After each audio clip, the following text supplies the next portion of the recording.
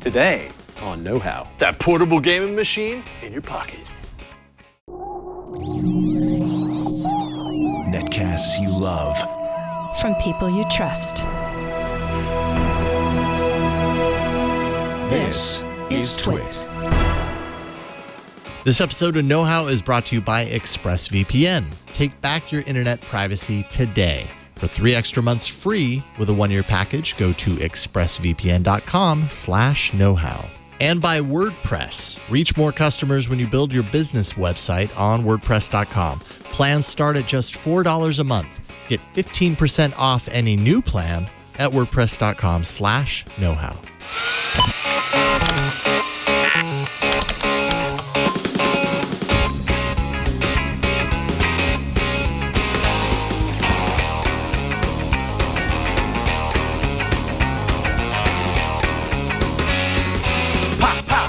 Pow! Hello, everybody. Welcome to Know How. I'm Jason Howell. Standing to my right is Sam Miskovich from Ars Technica. Howdy, howdy. How you doing, Sam? I'm doing great. Fantastic. Nice shirt. We are going to talk today about mobile gaming because I think it's easy when we're talking about gaming to be very snobby about it and be like, oh, the only real gamers are on consoles or they're on PCs. And they buy $1,200 flight sticks. Anything less is just not real. It's just ridiculous. Meanwhile, probably the most popular style of gaming, because everybody has a computer in their pocket these days, is mobile phone gaming, right? It's a big deal now compared to where it was back in the days of like the Nokia smartphones and everything. Like there's been a lot of evolution in this category, to say the least. Well, mobile gaming is a fascinating thing to look at because I feel like every year there's a different way of saying, oh my God, it's so huge. And I think just this year, in the past year, we're looking at mobile gaming, I think, in a different way because we're getting full console-level games on smartphones. Okay, so I hear what you're saying, and I feel like there has been the quality of these games has really leveled up, especially in the last couple of years. But what does that actually mean? And like, how does that translate? Because when you're talking about a console, undoubtedly consoles have a whole lot more hardware behind it that's driving the console-like experience. On mobile gaming, things look better, but is it kind of a pretend console quality experience? Like, how does that scale? I think the quickest way to describe it is if every kid at a high school can share a game with each other and say it's as good as anything else they would play, then we're there. And it gets to a point now where I think a sort of high school American gaming experience tends to be online, tends to be action-filled, maybe first or third person, shooty shoot. And that's starting to really happen with 3D. Phones aren't going to beat an Xbox One X by any stretch. Right. But we're getting to a point where manageable 3D is happening, and because phones have been around long enough and the screens are getting bigger, there's more room to maybe use your fingers on the screen to control stuff or to use your hands or some sort of motion. So phones have been around long enough to get stronger, to be more battery efficient, and to give us some ways to get close to feeling like you're on an Xbox. And being able to sneak some gameplay in the middle of class with this thing under the table is no small Trojan horse for this kind of stuff. Yeah, that would have been really hard for me to avoid doing when I was going to school if I had a computer in my pocket. And also, I think the interoperability, right? Like some of these games, it seems like the walls that separated console players from mobile players. I mean, some of these games are truly cross-platform, and we're definitely going to talk about a few of those today that everybody's already heard of plenty. Fortnite, PUBG, and a few others. But I mean, that barrier is now down, and that kind of, even if the game version on the mobile device isn't quite at the same scale of, visual clarity and that sort of stuff that you get on consoles, if it's the same game and you're competing with people on consoles, then what really is the difference? It's just scaling for the device. I mean, when we think about portable gaming and mobile gaming, if it's a series you've heard of, chances are it was not very good or looked anything like the version that you loved when you grab it on a smartphone. I remember really old flip phone versions of Tomb Raider, which were these weird 8-bit, not really like Tomb Raider games, side-scrolling and slow and requiring the old clicky pads that were on these sort of Java-enabled flip phones from the 90s and early aughts. Like, that was sort of the thing. But when it comes to phone gaming, it's such a transition over the years. What do you remember your first game that you ever played on a phone? I never had one of the old Nokia smartphones. I mean, I would say the first game that I really got like into, I mean, there were those really old flip phones that I remember there being games on, but they were so unimpressive that I can't remember those games. I mean, but the first time that I really got into a mobile game, and I believe it was on those old ones, was Diner Dash. And I don't know at what era of games that came along. Maybe that was even just early Android, in which case it's not nearly as impressive as I'm sure the factoid you're going to throw out.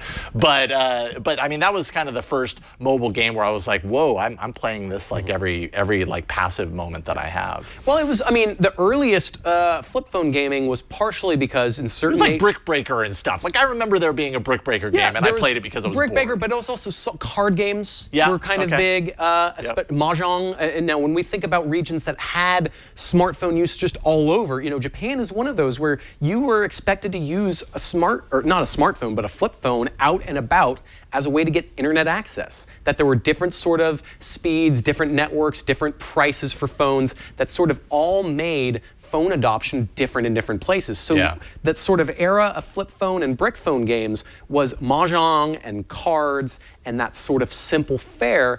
And you could load points onto a phone the way that you loaded minutes and data onto a phone in Japan. It was just very different how we got money and payment and things onto phones in different regions. And the United States was way slower than a lot of regions in that usually sense. Is. So, but that really did define that sort of opening era of what worked between that and just the technology. Yeah. So when it comes to the West and games on phones, you were really stuck. You would hope that your provider would either pre-install something decent or have some sort of terrible internet-enabled proprietary app that just stank in order to actually find games.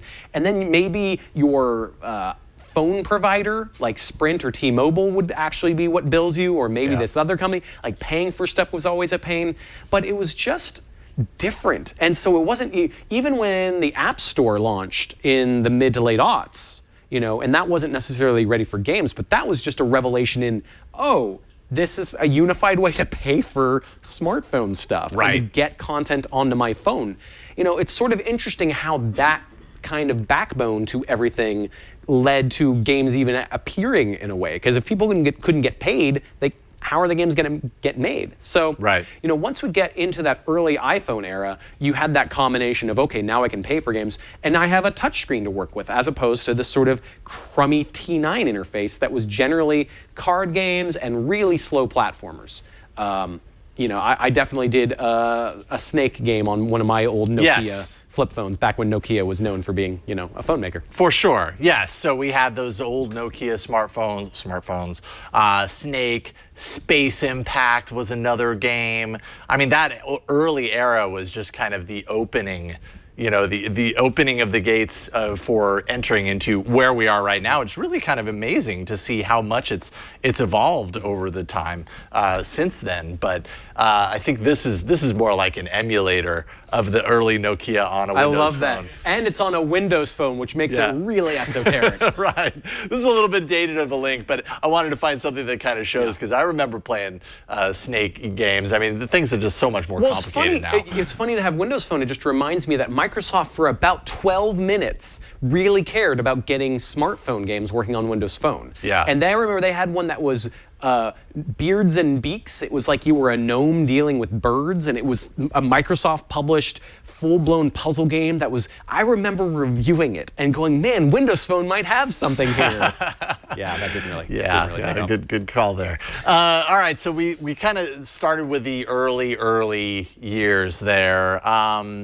And then I found an Ars Technica Best of 2008 games list. I thought it was just kind of interesting. Oh, man. This was actually created last year by Ars staff, and I'm sure, you know, I'm wondering, actually, I didn't see your name in there. Oh, no, I was not. I'm a young man. In 2008, I was 7 years old. I'm kidding. Not too far off, though. Anyways, it's just interesting to see. Even then, I mean, the games were advanced, not nearly where they are right now, but there's that whole era of $1 to $3 games, relatively simple, a lot of motion of the actual device because, wow, there was a gyroscope inside, so let's put that to use.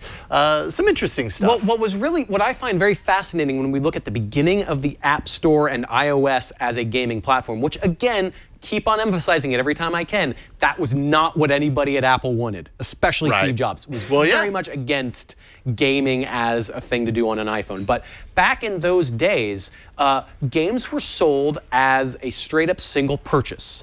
Microtransactions just were not a thing that people thought were going to take off. And what you got were a lot of developers saying, I can quickly publish a dinky little idea very quickly and make a few bucks. And that sense of, well, people will pay $1 or $3 for a game the way they might put a quarter in an arcade machine. So you had a lot of these genius single touch kind of things.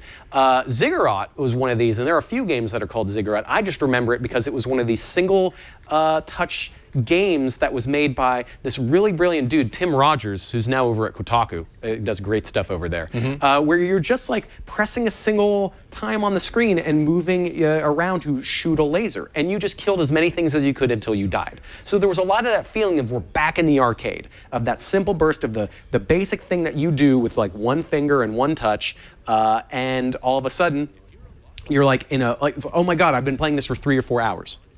It's just a really, really cool kind of era of smartphone games.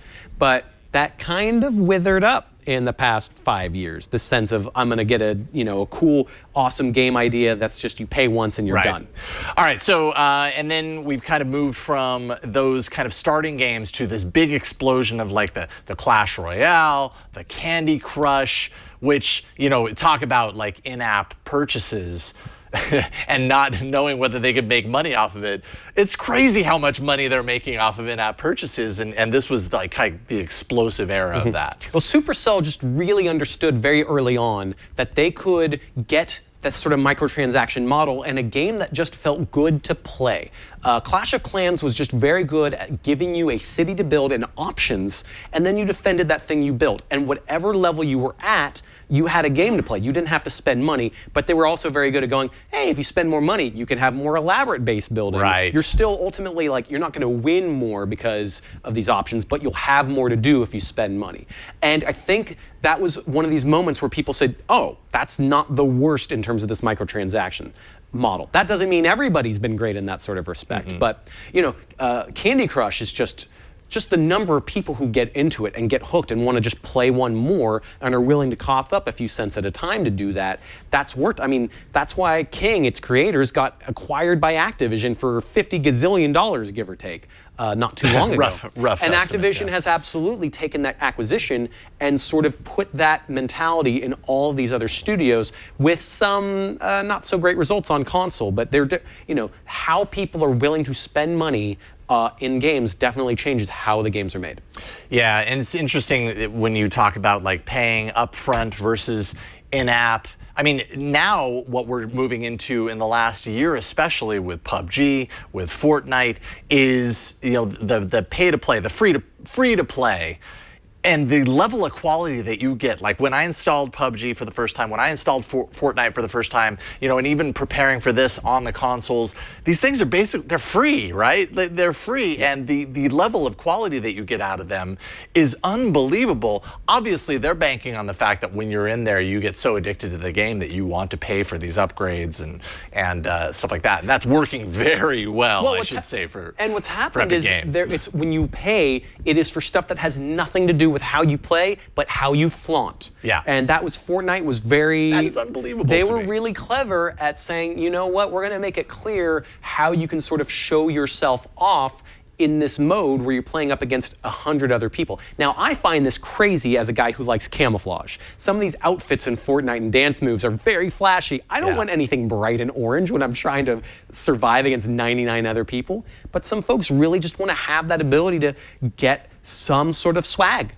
Whether it's a dance move or an emote or what have you, that's there and people have responded. And there may be just a sense of a tip jar quality where you go, you know what? I spend $10, I get this battle pass, and then I acquire sort of currency, and that will actually earn me money to spend more inside of it. It's just sort of saying, you know what, just give us a little money and we'll keep you around and keep you as part of a club. Yeah. And that, I think that's really interesting in terms of saying the game's going to be good no matter whether you spend money or not. But there's a way for us to make money, and gamers go, well, that's way better than this loot box stuff where it's just some random surprise that appears if maybe I spend some cash. It feels a little less manipulative. It's that transparency, I think, is a good sign for people wanting to make money and make good games in the AAA phone space. Yeah. So we got Fortnite, we got PUBG as good kind of modern smartphone games right now. Elder Scrolls Blades is something that I think pre-order September 7th, so very recently. By the time this episode airs, I'm not sure if it's going to be out. You put out on Twitter, though, you were playing. Right, yeah. Bethesda has been playing around with more smartphone games. Fallout Shelter being their take on sort of the world sim management style, but with that sort of dark Fallout. You know, it's a post-radioactive Fallout-y war stuff. And people have gravitated to that. They can play for free or they can throw money down to add some silly stuff. And Elder Scrolls Blades is a one-handed adventure. On the video feed right here is me playing an early unfinished version of the game. Some of the touches didn't register, but you're able to use one finger to manage the camera, to move around, and to fight. And you can essentially do different sort of swipes or taps when you're fighting one or two creatures to do what you got to do. I found it was very fluid, and I thought to myself, as soon as I played it, I said, I can absolutely see myself being on a bus on a commute for 40 minutes, banging out some quick, solid adventuring where I have to make some strategic decisions, and feel like I'm playing something it's not a full Elder Scrolls experience in terms of questing and stuff, but you look at it, and this is on the iPhone X, not the XS or XS Max 10, iPhone 10, whatever you want to call it. Right. So you're going to need something relatively modern to work, but they say it'll scale down to weaker phones. Okay. And whenever Bethesda says it's done, it's hopefully some version will be out later this year. You'll be able to build your own little cities in one of the modes, and I think that's where some of the money's going to come in, to where you can like spend some money to swag out whatever kind of space you want to have in your virtual space, or you can just ignore that and run around and kill things. So we'll have to see exactly how it's monetized. But this is an example of it looks like an Xbox 360 game in the palm of your hand, and I think it's probably going to scale to older phones pretty well. Yeah. Wow. That's awesome. And then Asphalt 9, I've mentioned I'm a big fan of racing games, and I've been really happy with the quality of racing games that you can get on mobile. And you know, they integrate kind of the tilting of the phone to steer if you choose, because I think one big downside to mobile phone gaming as relates to, you know, comparing it against consoles is the on-screen tapping of controls, especially if you're emulating the old style controls on an on-screen control mechanism.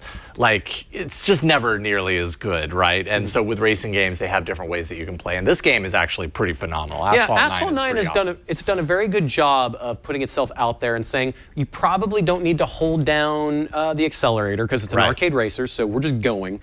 You can use tilt for some of the steering and tap on the screen for some of the more aggressive steering maneuvers, or for your nitro or things like that. But ultimately, it's that sense of these phones are powerful enough to make a well-lit, decent virtual world to race through, and have the cars look shiny and realistic, and you don't need a lot of processing power to make it look like Cruisin' USA. Yeah. And you know, it's Thank you for putting it in terms that I can understand. But I mean, it certainly looks better than Cruisin' USA. But you're looking for something like that, where you're going, I want to go super fast and cruise around for 10 minutes while I'm on a commute or waiting for my kid to finish with soccer or what have you. So they're in a right spot for that, for making that feel fun and feel like, okay, maybe I'd spend a few bucks to unlock my favorite car faster, but I've got plenty I can race with in the meantime. Not so bad. All right, so this has kind of been a little look through the history of mobile phone gaming. When we come back, we need to thank the sponsor, but when we come back, we're going to talk a little bit about what kind of the baseline minimum. What do you actually need when it comes to mobile in order to get a good quality, console quality gaming experience on mobile? And we'll talk about that in a second. But first, we're going to thank the sponsor of this episode of Know How. This episode of Know How is brought to you by ExpressVPN. The IoT, the Internet of Things, has made life a lot easier. Now we can do a whole lot of things that we weren't able to do very easily before. We can control thermostats remotely. We can get updates from our fridge on what food we need to restock. But increased convenience as you well know, comes at a price. An unprotected IoT device is a gold mine for hackers. Many devices were not built with security in mind. So to protect yourself, you can try the ExpressVPN app for routers. ExpressVPN runs a secure VPN directly on your router, which encrypts internet data for every device that happens to be on your home network. It's all passing through that router. ExpressVPN is the only VPN provider that I trust for protecting all of my devices. The ExpressVPN app for routers is super easy to set up. Or you can purchase a router with the firmware pre-installed. Every device gets ExpressVPN protection the moment it connects to your router. That's the beauty of having this within the router. An ExpressVPN subscription also comes with apps for computers, for smartphones and tablets, all giving you on-the-go protection.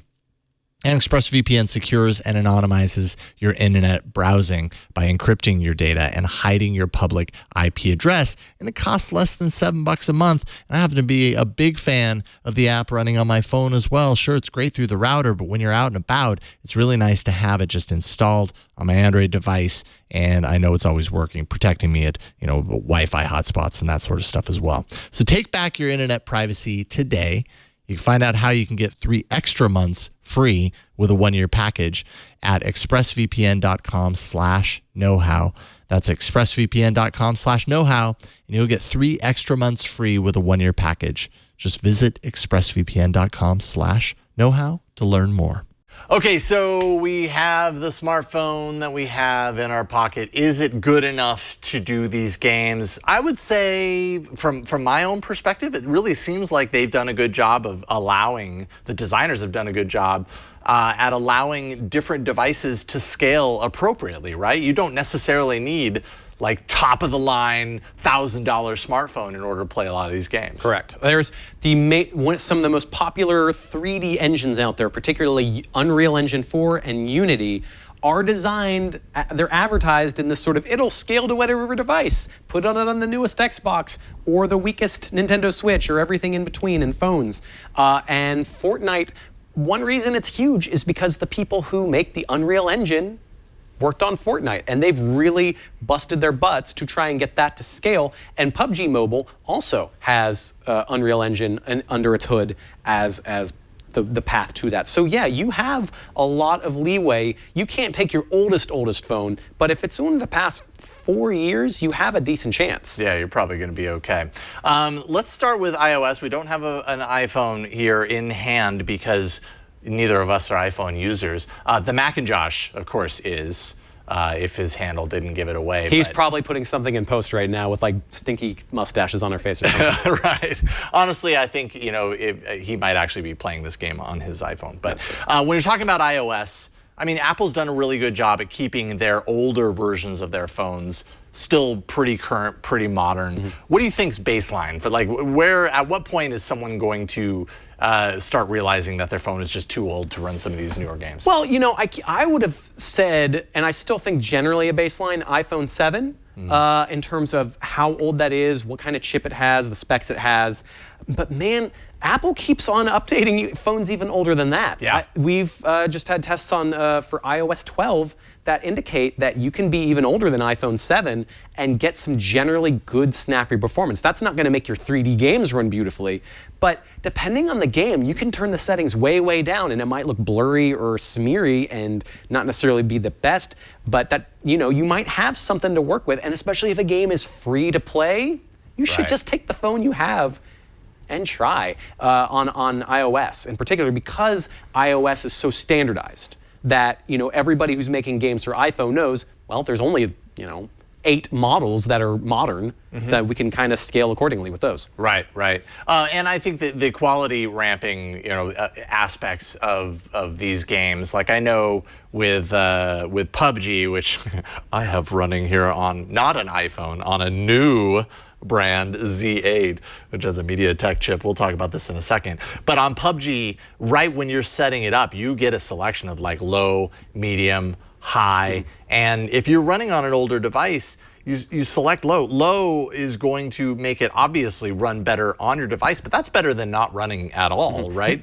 I mean, the biggest hit you're going to get when you do that is going to be resolution. You're just Okay. going to have more pixel crawl. And when you're dealing with a game like Fortnite or PUBG, where there's things way in the distance that you're trying to shoot at, that can matter. Could actually matter. It can matter. That doesn't mean you can't play the game, but that can be a hit. So in that sense, if you really think that that's going to really mess you up, iPhone 8 would be sort of a baseline. If you're like, I've got to have every pixel, you'll be fine, I think, if you're on iPhone 7 otherwise, on the iOS side for any of these free-to-play 3D games. Okay, and they also kind of changed the control mechanisms as well, right? Like some of them simplify on shooting and aiming, especially. Yeah. You know, you can kind of get in there and select, like, I want kind of an expert control mechanism where I control everything. You can also play it to where it kind of controls for you. Right, there's some of them that on the mobile screen that actually comes in really handy. Yeah, on a mobile screen, some of them will do some automatic aiming or automatic shooting. Sure. If you've got your sights set on a bad guy in that way. Right. I always turn that off. I'd rather play with a blurry screen in challenge mode, but that's just me. Yeah. Also, you can actually, with these phones, depending on how wide the ratio is, you can move the buttons around. You can go in and customize with most of these games. Where do I want my shoot or move buttons? How much freedom do I have for a thumb to put down? Do I want a shoot button on both the left and right side of the screen? Like, you can go pretty crazy with that. And so when you're in a newer phone territory and you've got a wider aspect ratio, that's really nice to have that extra room to move those buttons around. So if you think, oh goodness, I could never play a console grade game on a smartphone screen, that wider ratio might be a necessity. So be prepared for that. If you think, okay, I do want to jump in and do this smartphone gaming, but I have concerns about it not being a real joystick, that wider ratio might be your deal breaker. Right. Okay, so that's iOS. Android, which I kind of jumped the gun a little bit, but we've got your phone right here on the right. This is the Samsung Galaxy S8. S8 Plus. Running Fortnite. This on the left, I already said, is the new Z8. This is a pretty outdated device. This is, I think, at this point, 2.5, 3 years old. So in Android world, that's pretty outdated. MediaTek 6725 processor with 2 gigs of RAM. But yet still totally capable of running it because we've got it on low power. Obviously, we're not playing through. But what do you think are really important specs as relates to Android when you're getting into this realm? Snapdragon's pretty essential? I would say, because most mainstream phones, whether they're flagship or lower tier, tend to be on that Snapdragon line. And you're going to... I look at the year 2016, at the flagships in 2016, and the Snapdragon 820 was sort of a baseline at that point. So that's sort of, and these are system on chips, so we're not talking about separate like on a PC. We're not talking like GPU and CPU. It's this sort of SoC all-in-one kind of thing going on. And in fact, I'm just going to hit play on this as we talk about, because I've got mine in a playground mode. But yours is running pretty smoothly. Now, I mean, we're it's a seeing little choppy at yeah, times. but I mean, just that sense of, as I look down, I'm not looking at that main feed. I'm just looking at yours moving around. Yeah. You know, mostly... It froze up Well, there. it's, the match is starting. I see. You're in the loading zone. You could just punch dudes with that punch button. But the point being, no, I don't want everyone just to see us playing games, but you sort of have room to work with because that new phone, it's, you know, that's a 2 gigabyte RAM machine phone, which used to be like, oh my goodness, that's like the best. You know, 2 gigs used to be like, oh my goodness, I gotta have that, and now it's not. Now 2 gigs is not enough. It's not. Some people consider 2 gigs not that much RAM, but here we are on an S8 here on Fortnite. I'm just gonna jump, and there's a choppiness to this point where there's a bunch of stuff on the screen. Right now we're doing the drop, which is, you know, and I've got a little virtual joystick here to speed it up. But even now, as I get closer to the Earth, I'm getting closer to almost 30 frames a second. Kind of finally finds its point. 30 frames a second is what you're hoping for on a smartphone. You could, with some games and some settings, get all the way to 60, but 30 is what you're hoping for. And and this is a practice mode I'm in, so no one's going to be shooting at me as far as I know. But I've got one finger on the left side, and that's a virtual joystick, and it's pretty good at letting me let go and come back. And you know, as someone who really doesn't necessarily love smartphone gaming, I'm going to switch to gun mode. There we go. So I don't have that thing in my way. But I've got, you know, a weapon button on both sides. Yeah. So I can do that, or I can do that, because I'm going to want to use one finger for aiming my movement and one finger for running. So I'm not quite to 30 frames a second, and this is an S8, but that's because I've got this on medium settings. So I'm getting a little bit more shadow quality, and I'm getting a little bit more pixel quality. on this machine. So this is Looks passable, it's a though. relatively recent phone, and it's not going to run as smoothly as an Xbox, but it's doing the job, especially in my pocket. Right. Yeah. Exactly. And then, of course, when you get Josh just has to one up us. Someone is clearly wanting an iPhone on this. Now, remind me exactly which iPhone we're looking at. This is the Max.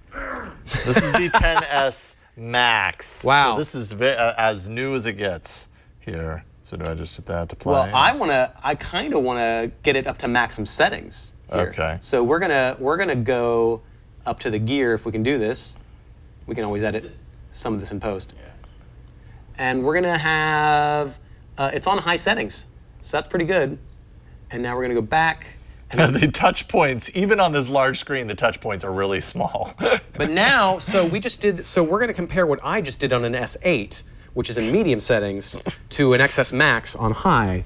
And now Right. look at this smoothness here. We are easily at 30 frames a second. Oh yeah. Like, there's a tiny bit of choppiness, but man, we're above the island right here. Yeah, And I'm that moving my looks finger around, and we're getting we're getting more detail down there. I mean, I'm not freeze framing and showing you frame by frame how it's different, but but you can feel it, and it's easy even on the live stream to on the feed to detect the differences between what we were seeing in all three states. This is really all three intense states here of because hardware we're above on the island. There's a lot of polygonal pull here. Yeah. There's a lot of stuff that's being drawn in, and I am, there's a little bit of pop in, like my finger's obscuring a little bit, so like as you get closer to a tree, it suddenly randomly like gets more detail. Yeah. But this is absolutely running smoother. So if you're gonna buy the brand new, expensive 10s Max, you're gonna get something out of it.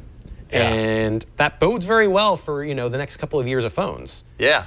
And if this is kind of baseline as far as the games that you're going to get. So that kind of leads me to this idea of gaming-focused devices. There are phones that are coming out, particularly obviously in the Android space, that are being designed with gamers in mind. Razer has a phone, the Razer Phone, 120 hertz display, 8 gigs of RAM, Dolby sound. So they're adding these things that they think gamers are going to want. Asus has the Rogue, the ROG phone. I think it's the Rogue is how you pronounce that.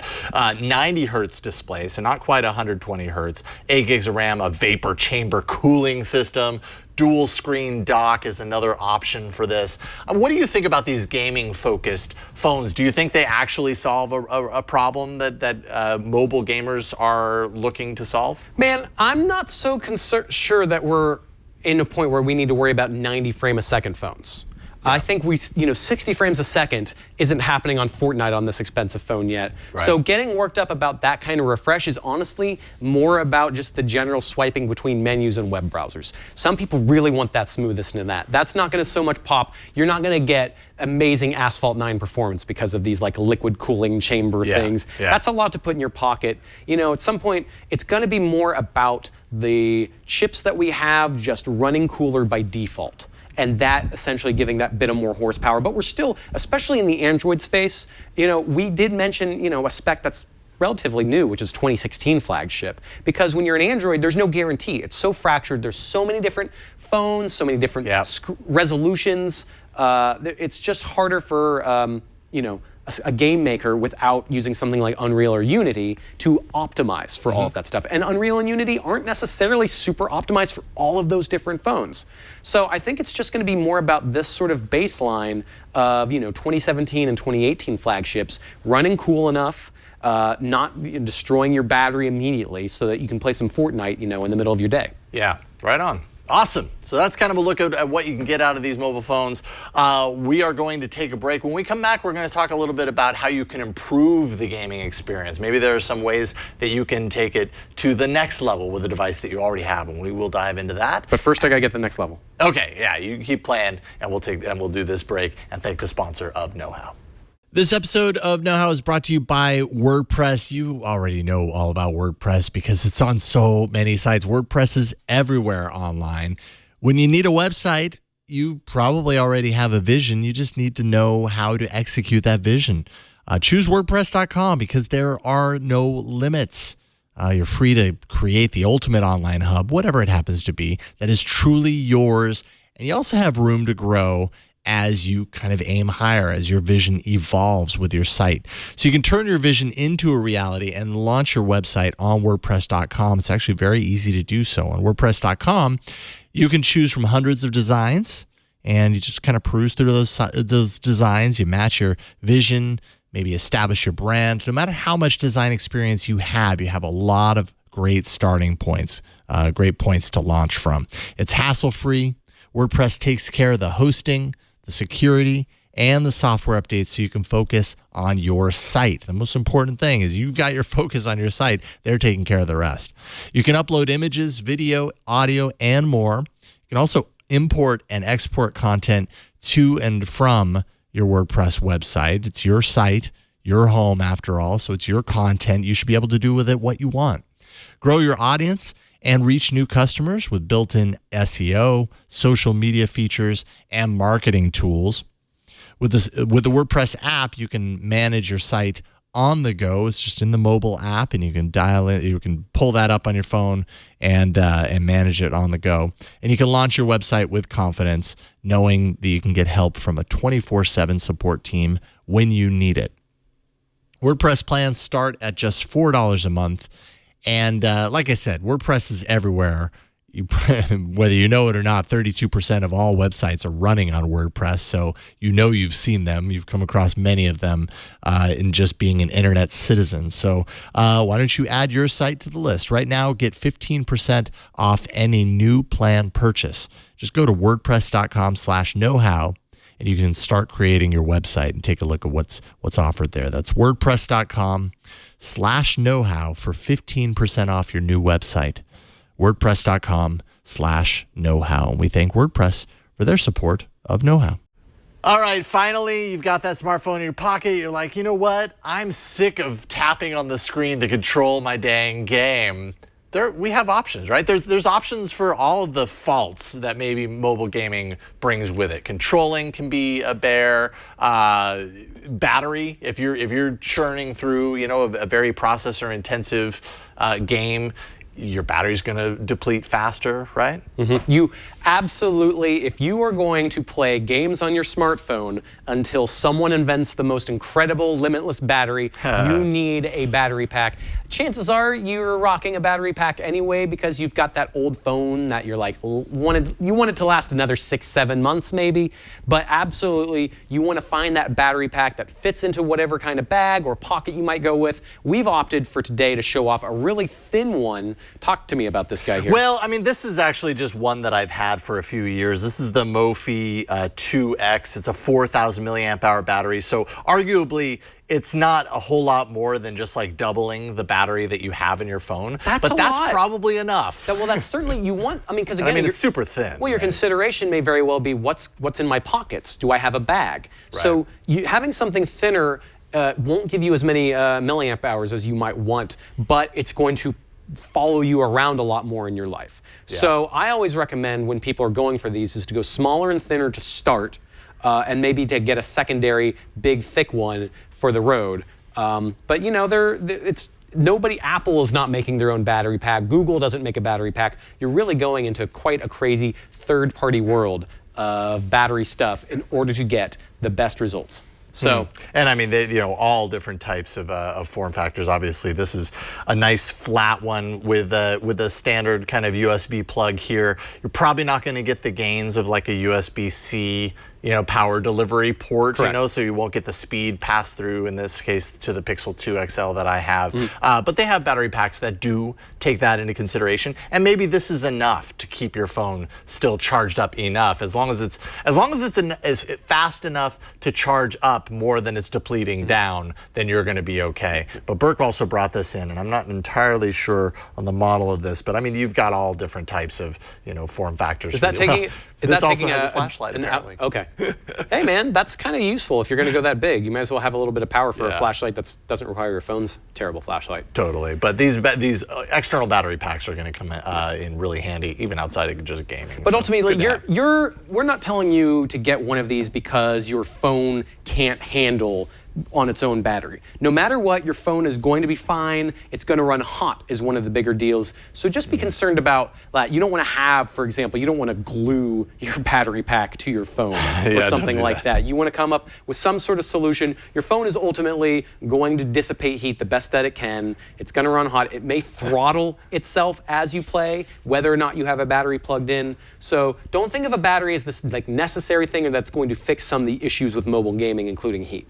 Just think of it as sort of an accessory that if you want to take your life device that has your calendar and your email and all of that and get a couple of hours of gaming into an average day, yeah, you're going to want one of these bad boys. So probably the most frustrating thing for me is controlling games on a touch screen. It's not always the easiest, especially when they're emulating an actual controller. The beauty is, in many cases, you can take, this is an 8BitDo or 8BitDo SF30 Pro controller, you could take this and actually sync it via Bluetooth to your phone and then control your games that way.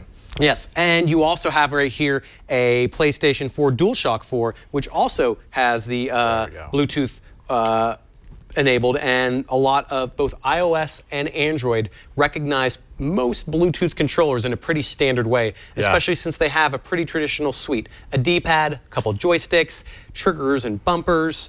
You can get a lot of mileage out of that sort of default standard, and syncing up really is as easy as holding down whatever the sync button is on your controller. They're all different. And then going to Bluetooth and look for a new device.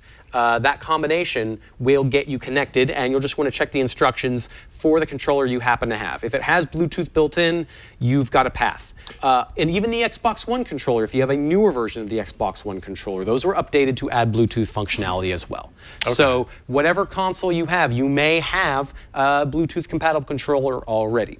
The catch, of course, is that not every game will support your Bluetooth controller. PUBG Mobile, we were just testing out, didn't play nice. Asphalt 9 was giving us some trouble where it recognized some of the buttons but not the joysticks. Maybe that's mapping. Maybe there's some sort of mapping strangeness going on there. It depends on the game that you are playing about that mapping. But just understand that it is a little more Wild West than we would like. It would be great if someone like Apple or Google came out and said, we have a controller or an API or just something so that you have a no-fuss path to getting your games to work with a controller. But that being said, you still have buttons as an option, especially some of the older games. I know on your phone you have Sonic the Hedgehog. Yeah. Those games, Sega has done a really good job with its ports of making sure that Bluetooth functionality is there.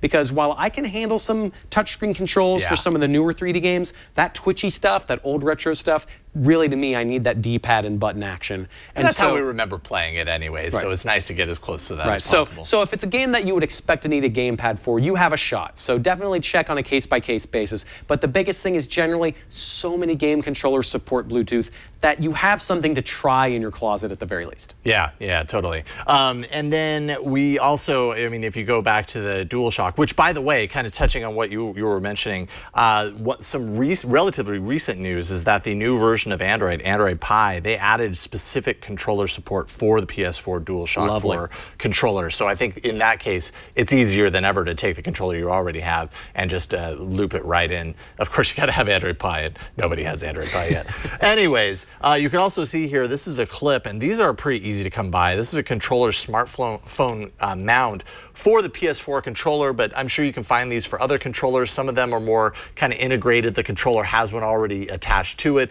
This is actually a clip that just goes around the standard PS4, and that allows you to then, once you've got it all synced up and everything, just to kind of take it around the phone and pop it in right there, and it becomes a truly kind of like mobile station, as it were. You might look a little goofy on the bus, but you'll almost certainly get a better, kill count. So, what's your trade? I mean, where are you going to set your phone? I guess is the question in that regard, right? Like if you're truly mobile and out and about, you would need something to prop your phone up on and play. This allows you to just kind of have it. I love the idea of you taking the retro Super Nintendo controller as a slight, 10-degree grade for your smartphone. Look, you work with what you got here. Yes, but but it is nice. Bluetooth does give you that sort of range, and it's just really up to game developers to really tap into that and support it. Yeah, right on. Cool. Did we miss anything? I think we kind of dived into. I think we finished a little early, so you and I can go sit on the bus and play some Fortnite. All right. Well, then let's do that. Hope you've enjoyed this. Next week, we're going to not have an episode. That's right. Next week is Thanksgiving holiday here in the U.S. So we are going to be dark next week. The following week, we will return, and we're going to have, I'm really looking forward to this, a holiday games guide. Sam, you've been tracking all the games throughout the course of the year for the different consoles. And so I figured, ahead of the holiday season, this will be about a month, ahead of the holiday season. You have plenty of time to buy just the right game for whoever it is, the gamer in your life. And we'll kind of run through some of your favorites. I'm thinking about it. Yes. Put that in your noggin. Let's see here. Links, show notes, past episodes, subscribe links, everything that you need. Go to twit.tv/KH for know-how. You're going to find all the information on how to subscribe to this show, dive into the archives, and go all the way back to episode 1 if you like, and spend all of your time watching all of the episodes and the different permutations of this show. Twit.tv/KH. You can find us on Google+. We have a very vibrant community there of other fans of this show. Nearly 12,000 fans pitching in and helping each other out on all the topics that we cover on this show, as well as very makery projects and things like that. So you'll find your people in there. As for our work on the web, you're on Twitter. You're also on Ars Technica. Tell people a little bit about that. Sam Red on the Twitter and other stuff. ArsTechnica.com has my articles about games, technology, crazy virtual reality glasses, everything in between. Find me there. Right on, Sam. I am at Jason Howell on Twitter and, of course, all over the Twit network. And then we have Josh. The Mac and Josh on Twitter, is that right? He's pimping his Instagram, I thought. No, none of that. I'm actually pimping my Snapchat this week. Okay, hit us up. What's that? I'm on Snapchat. I am the Mac and Josh. Wait a minute, whoa. So yeah, I know. I'm adding that right now. You're smart, man. Yeah. You like the same name in different places. No, it's the Mac and Josh on Snapchat. Oh my goodness, you should see what he just posted. I'm just super confused. I didn't know anyone was on Snapchat anymore. I think that's it. We've reached the end. We'll see you all, not next week, but the week after. And now that you know how, have some turkey. We'll see you in a few weeks. Bye, everybody.